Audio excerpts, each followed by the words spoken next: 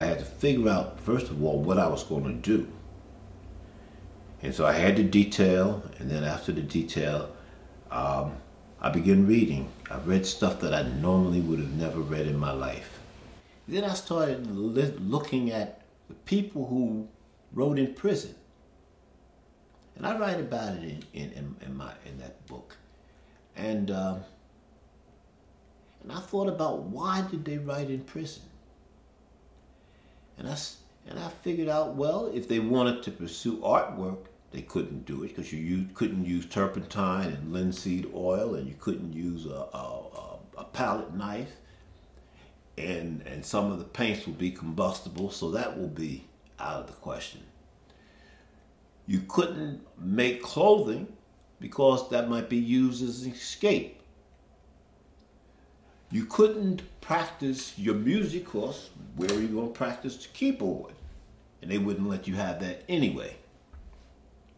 So the only thing that one could do that was constitutionally sanctioned in prison was write.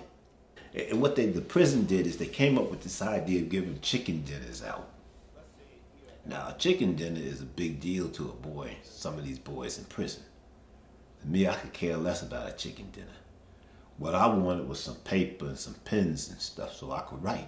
But see, one of the problems we have with prison reform, all these people have wrote these wonderful books. They got a lot of information. But most of the folks who wrote the books never spent one day in prison as a prisoner. 20-some years ago, I couldn't talk about the law. I could care less.